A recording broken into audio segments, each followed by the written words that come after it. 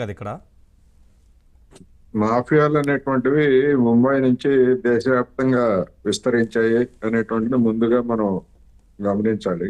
అదే గమనించాలి.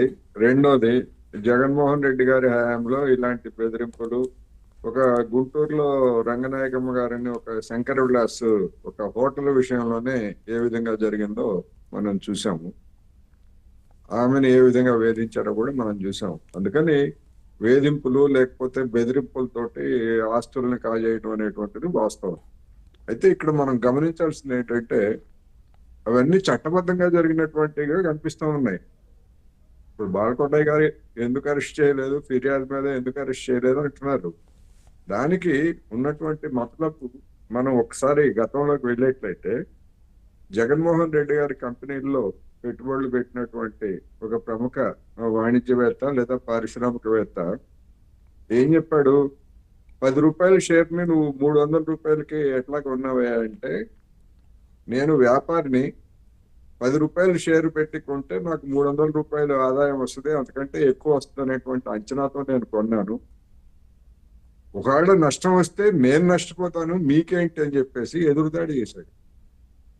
అంటే క్విట్ ప్రోకో ఎలా ఉంటుందో, ఆ 10 రూపాయల షేర్ ని 300 రూపాయలకి కొంటే ఇంకొక రూపంలో వ్యాన్ పిక్ రూపంలోనో లేకపోతే ఇంకో రూపంలోనో భూములు ఇటువంటివన్నీ కూడా కట్టబెట్టినటువంటిది మన అందరికీ తెలిసిందే.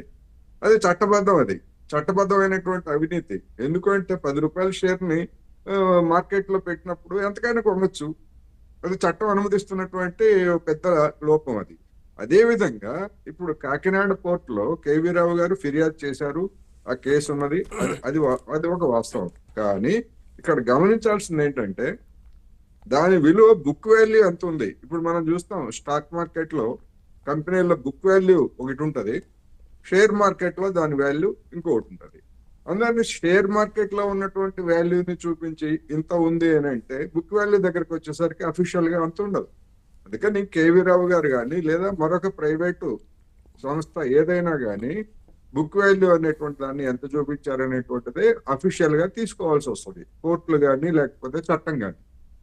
ఇది కూడా అలాంటిది లాగా కనిపిస్తా ఉంది.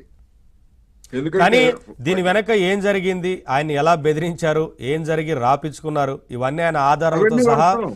ముందుకు అవన్నీ వచ్చి వాస్తవం. ఫిర్యాదు ఆయన చేశారు కాబట్టి చెప్పినట్టు సిఐడి విచారణ స్టార్ట్ చేసింది. అందుకనే వాళ్ళ ఈడీ నుంచి నోటీసులు కూడా వస్తాయి. ఆ డబ్బు ఎలా చేతులు మారింది అనేది ఈడీ తెలుస్తుంది.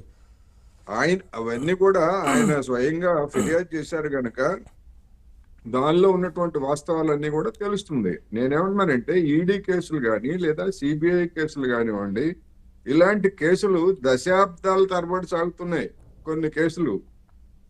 అందుకు ప్రత్యక్ష ఉదాహరణ జగన్మోహన్ రెడ్డి గారి కేసులే కదా. అందువల్ల ఇవన్నీ సత్వరం ఎందుకు అరెస్ట్ చేయలేదంటే, బాలకోటయ్య గారికి తెలియక కాదు, ఆయన జర్నలిస్ట్ గా ఆయన అనుభవం ఉన్నటువంటి వ్యక్తిగా ఆయనకు తెలియక కాదు. ఇందులో ఇటువంటి మతలబులు ఉంటాయి గనక ఆ మతలబుల్ని అవకాశంగా తీసుకొని ఆ విధమైనటువంటి దందా సాగుతూ ఉంది. అందుకని ఈడీ వచ్చినా లేకపోతే ఇంకోటి వచ్చినా గానీ ఇటువంటి వాటి మీద దాని ప్రొసీజర్ లో దాన్ని చేయాల్సి వస్తుంది. అది చివరికి ఎప్పుడు